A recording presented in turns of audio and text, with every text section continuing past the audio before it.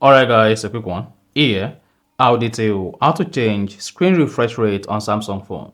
So if at the end of this you found this offer informative, please don't forget to like and then subscribe. Now, the first thing you want to do is go ahead and open the Samsung phone settings. On the settings, scroll down, locate and click on display. Scroll down display, click on motion smoothness.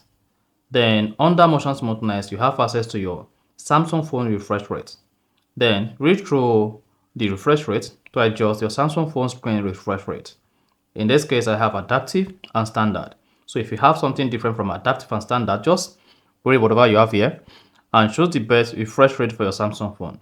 So for this case, I have adaptive, which is going to adjust my screen refresh rate from 60 Hz to 120 Hz. So I'll go with adaptive.